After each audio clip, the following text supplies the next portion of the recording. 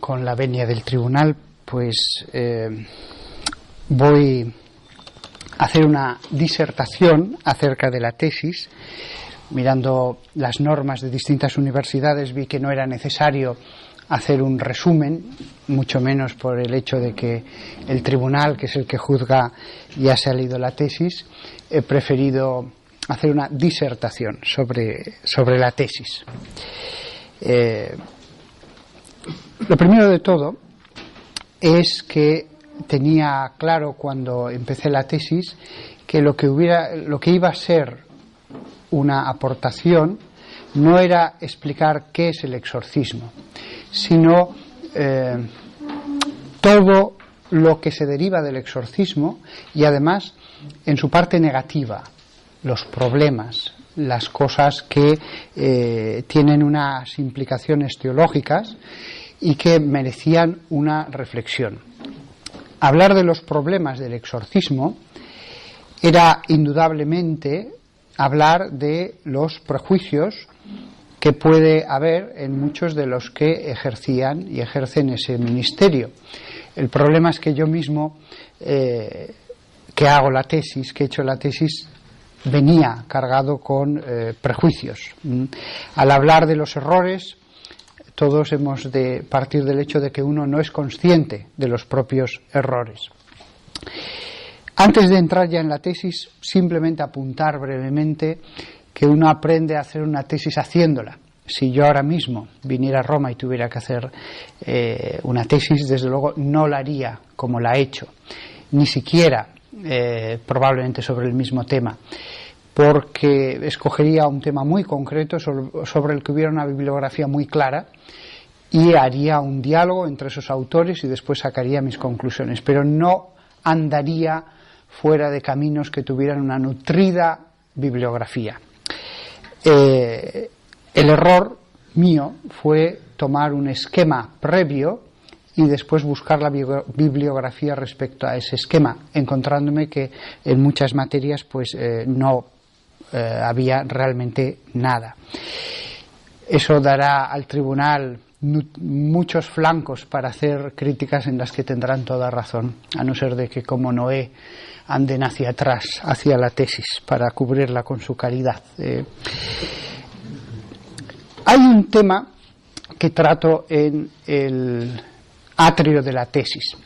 El atrio dudé mucho si colocarlo o no, porque era la cuestión de la mentalidad que peca por exceso y la mentalidad que peca por defecto.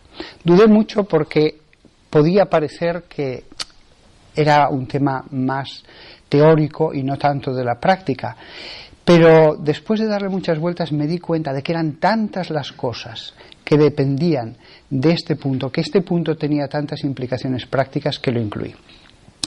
Y voy a hacer una cita que va a iluminar mucho algo que se va a repetir continuamente a lo largo de la tesis, que va a tener muchas ramificaciones. Y no es una cita de un teólogo, sino que es la cita de Kapuczynski en su libro Ébano, sobre África, un libro verdaderamente clásico de alguien que ha vivido toda la vida allí, un polaco. Y lo leía este lunes pasado y dije, esto lo voy a citar.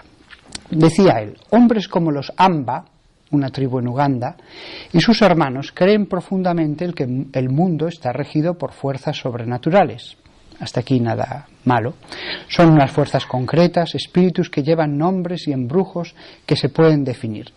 Son ellos los que dan sentido y curso a los acontecimientos, los que marcan nuestro destino y lo deciden todo.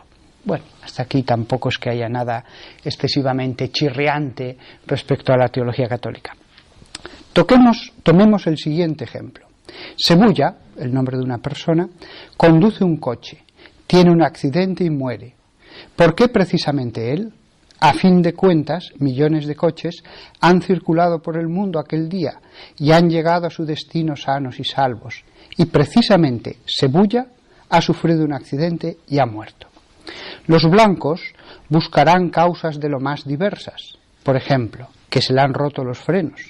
Pero esta manera de discurrir no lleva a nada, no explica nada. Pues, ¿por qué precisamente se le han roto los frenos a Cebulla? Comprobamos, pues, que la manera de discurrir del blanco no lleva a ninguna parte. Peor, el blanco, tras establecer que los frenos han sido la causa del accidente y de la muerte de Cebulla, confecciona un informe y cierra el caso. Lo cierra, y lo hace en el momento en que el caso solo comienza. Es que Cebulla ha muerto porque alguien le ha echado mal de ojo. Eso es obvio y está claro. Lo que no sabemos es quién lo hizo, y es lo que ahora tenemos que investigar. Lo hizo un brujo. El brujo es un hombre malo y que siempre actúa con malas intenciones. Existen brujos de dos clases. El primero es el más terrible, porque es el mismo diablo con piel de hombre. No delatan su naturaleza satánica, ni su aspecto, ni su comportamiento. No viste ropas especiales, ni lleva instrumentos de brujería. No cuece pócimas, tampoco prepara venenos. No cae en trance, ni recita conjuros. El brujo de esta clase actúa con la fuerza del poder psíquico con que nace. Es un rasgo de su personalidad.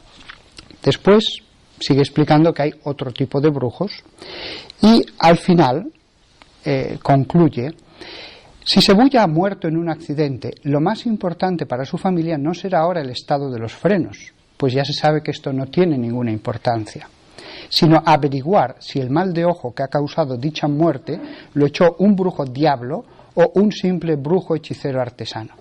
Tal cuestión es fundamental y en este sentido se orientará toda la larga y complicada investigación en la que se implicará a adivinos, ancianos, curanderos, etc.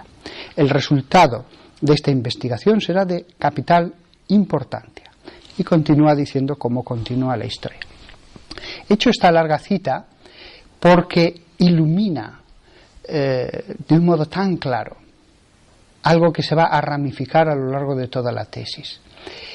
Nosotros, los cristianos, no solo los católicos, creemos en una serie de verdades esenciales, verdades que nos han sido dadas por Dios: la existencia de los daimones, la existencia de daimoneszomenus, los endemoniados, y creemos que se ha entregado un poder de exorcizar. Pero, aunque nosotros retenemos como provenientes de Dios esas verdades, no estamos obligados a creer toda una serie de periferia que se ha creado alrededor de esas verdades.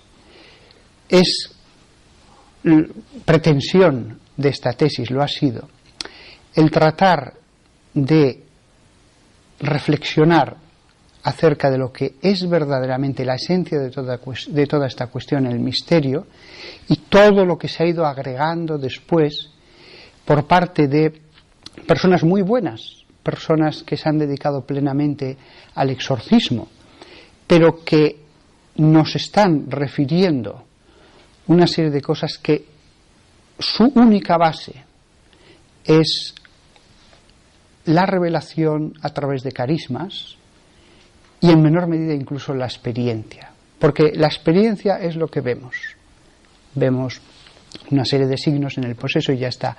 Lo que hay debajo de la experiencia, los criterios interpretativos, eso es lo que ha ido construyendo y sedimentando además con el paso de los años una literatura en la que el que entra de nuevo, el que se forma para ser exorcista, como todo el mundo no se atreve a ponerla en cuestión, se siente en la obligación de creerla. Y pienso que esta tesis ayudará a decir: tú cree lo que quieras.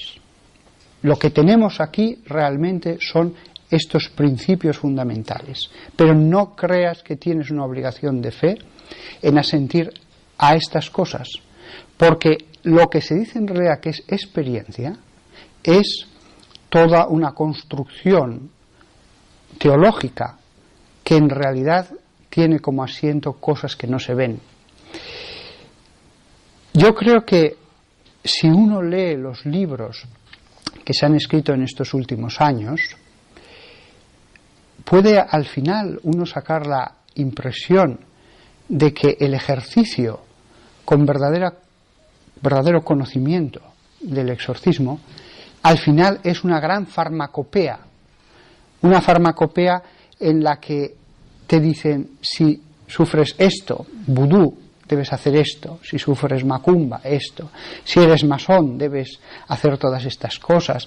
En las reuniones de exorcistas año tras año he ido comprobando como muchas de las conferencias se centraban en esta práctica del exorcismo, que ciertamente es muy opinable, pero que producía ya todo un camino que orientaba a los nuevos que venían.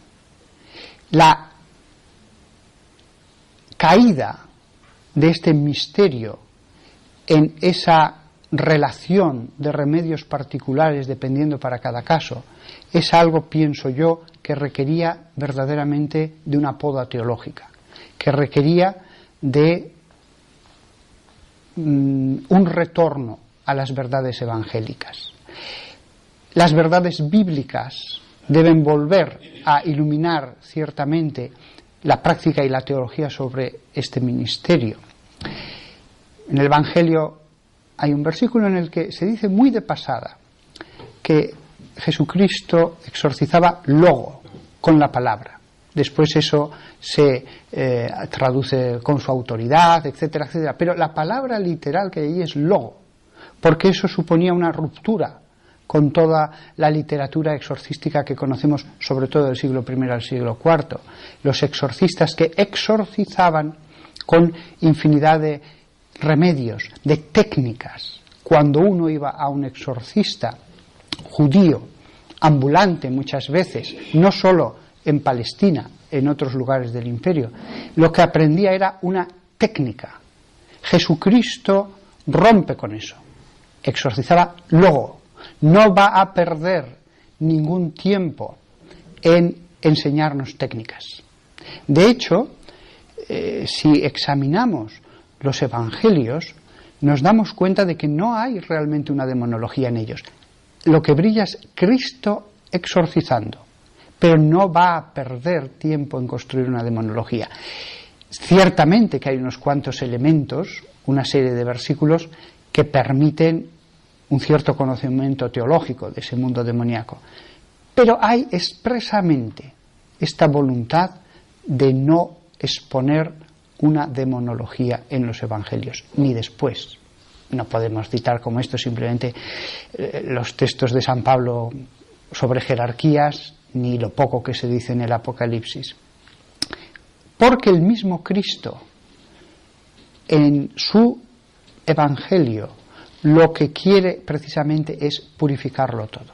Lo que quiere es podar, dejar el misterio en su simplicidad. Creo que, aunque con buena voluntad, no caminaremos por la vía adecuada si nosotros tratamos de cubrir lo que a muchos les parece una deficiencia en los fundamentos bíblicos. Hay que rellenar lo que no se nos ha dicho, cuando en realidad el espíritu del Evangelio a lo que va es justo a lo contrario, a una perfecta simplificación. Yo veo claramente un paralelismo entre esa mentalidad farisaica que tenía cuidado de no contaminarse y esa idea de contaminación que existe en muchos exorcistas.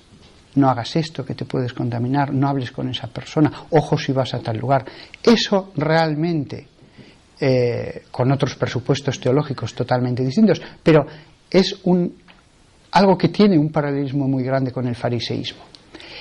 Frente a eso están lo que hoy día serían los modernos saduceos. Los saduceos se presentaban, por lo que sabemos por varias fuentes, como una versión racionalista, más racional, decían ellos, de la Torá. Y esa versión racionalista encontraría el paralelo en nuestra época en pecar por defecto, y no siempre cayendo en el negacionismo, de la realidad de los demonios y exorcística, pero ciertamente imponiendo tales filtros, trabas a lo que dice el Evangelio, que de hecho nunca encontraríamos posesos y de hecho este ministerio nunca se ejercitaría. Creo que estos dos extremos son extremos que permean toda la obra, de principio hasta fin, de la cual deberían nacer una serie de orientaciones, no más tampoco se pretende, que evite los dos extremos que son viciosos. En ese sentido, mi tesis es restrictiva respecto al tema de las autorizaciones episcopales, restrictiva respecto al tema de si todo el mundo tiene o no poder para exorcizar, restrictiva también en el campo teológico, reduciéndolo todo a sus fundamentos seguros.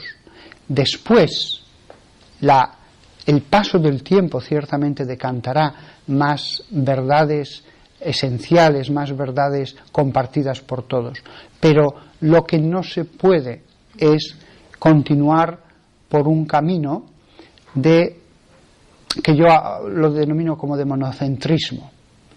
Esa praxis indudablemente tiene consecuencias muy negativas que yo las he visto, tan negativas como la negación, aunque en mi opinión es más contrario a lo que es el espíritu del Evangelio, introducir el temor acerca de los demonios, vivir en un continuo estado de acoso, tener que multiplicar las prácticas de protección frente a aquellos que creen en el Evangelio pero viven en paz porque no piensan para nada en los demonios.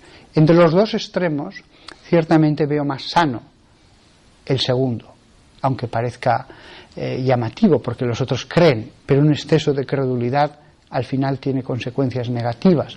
El ejemplo que he puesto de Cebulla y su accidente en la obra de Kapuscinski lo que nos demuestra es que también en el ámbito cristiano se tiende hoy día a la sustitución de las causas naturales por unas causas invisibles, unas causas demoníacas, como si la realidad que nos rodea, su causalidad fuera meramente aparente.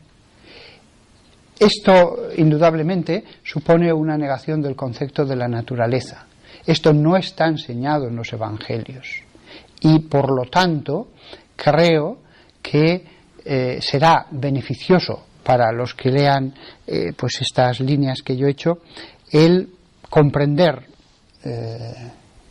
que hay que andar muy pendiente de los prejuicios que se nos cuelan sin darnos cuenta.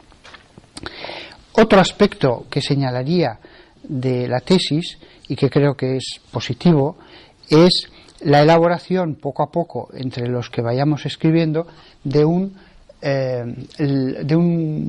serie de términos técnicos que permitan después construcciones teológicas ya más complejas, pero basadas en lo bíblico. Me estoy refiriendo pues a conceptos como el de la circulatio ad ecclesiam, extra ecclesiam e intra ecclesiam en el tema ecuménico. Me refiero al tema del corpus demoniacum o corpus diaboli en el tema de la guerra espiritual, de la distributio demonium, la distribución de demonios por lugares, o el tema del nexus economicarum, que esta es una de las cosas que, como ejemplo, creo que la tesis ha ofrecido a los demás, reflexionando sobre lo que es el exorcismo ya de un modo más teológico y más profundo. De pronto surgen posibilidades dentro de la ortodoxia. Puede por ejemplo, la guerra entre ángeles y demonios no haber acabado. El Apocalipsis es claro, hubo una guerra en el cielo. Después se nos dice que fue expulsado de los cielos el diablo. Pero claro, ellos están en el Evo. ¿La guerra ha acabado? Ambas posibilidades, pienso yo, son ortodoxas. La idea de que ya todos están definidos, ángeles o demonios, o la posibilidad de que todavía queden espíritus viadores en ese mundo de los espíritus angélicos. Si esta posibilidad es cierta, claro, esto abre posibilidades muy interesantes, porque la economía de la salvación humana y la de los ángeles estaría entrelazada. No serían ellos meramente actores exteriores en un mundo en el que ya todo está determinado, salvación o condenación. La misma historia de la salvación humana sería enseñanza para esos espíritus viadores. El juicio final, ciertamente, pasaría a ser ese punto definitivo después del cual ya a lo largo de toda la historia humana y del Evo quedarían ya los espíritus en un lado o en otro.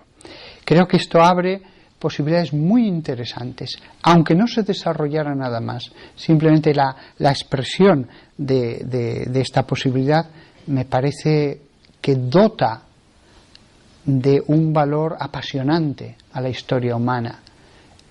Incluso la misma Sagrada Escritura pasa a ser enseñanza si existen todavía espíritus en estado de viadores, porque ellos contemplan en otra creación la acción de Dios amorosa, la misma redención. Jesucristo ha hecho la paz entre los habitantes del cielo y de los de la tierra con su sangre. Claro, ciertamente, como dice la Escritura, Cristo murió por los hombres. Pero si esto es así, incluso el mero espectáculo de la redención cobraría un valor salvífico impresionante. Todo, desde la época de Abraham, realmente tendría importancia para ellos. También me ha parecido interesante en la obra el que se analizara, yo no lo he encontrado en ningún otro sitio, las implicaciones de la teología subyacente en las diferencias entre el exorcismo católico y el protestante. No son iguales ni se va a desarrollar de igual manera si partimos de un lado o de otro.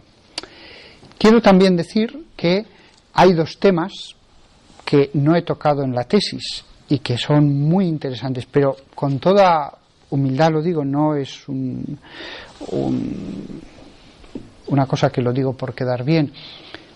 No me he considerado que estuviera maduro para ni siquiera plantear de un modo que a mí me convenciera el tema de los maleficios y el tema de las maldiciones intergeneracionales. Realmente, hasta el último momento, yo creí que pensando mucho, preguntando mucho, lograría poder al menos definir las líneas esenciales teológicas de ambas posturas, a favor y en contra, y hacer una cierta valoración, aunque yo mismo no me definiera, pero con toda honestidad creo que deberá pasar más tiempo antes de que pueda dar una respuesta a esa pregunta.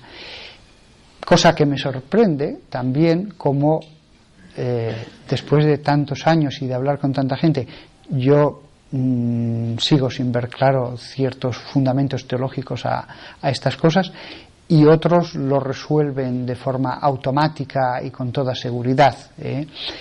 Pero recordemos que el poder de las tinieblas, como dice el libro de la sabiduría, no está libre sobre este mundo. El poder de las tinieblas no está libre.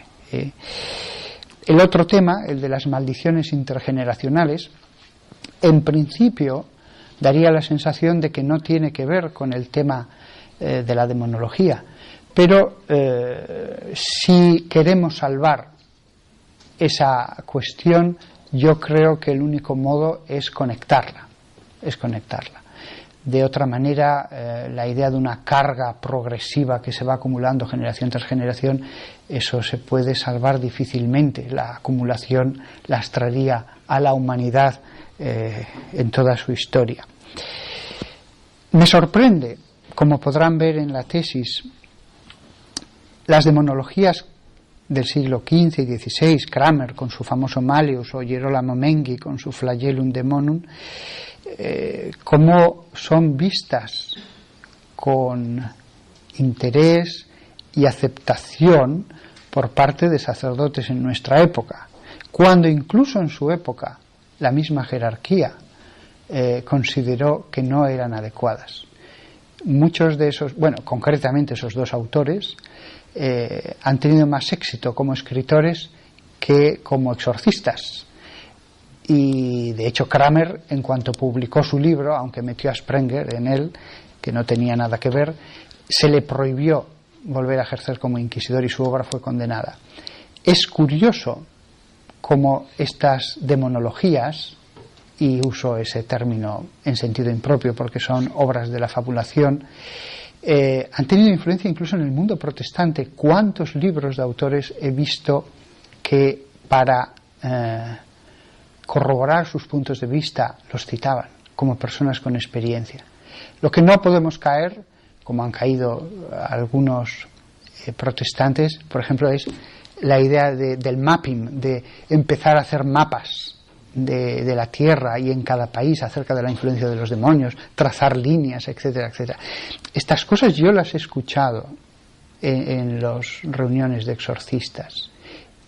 Si el ministerio va a empezar a caminar por ese lado, creo que ciertamente es una desviación de la simplicidad que sabemos con que era ejercida en los primeros siglos, en las que ni siquiera había ritual.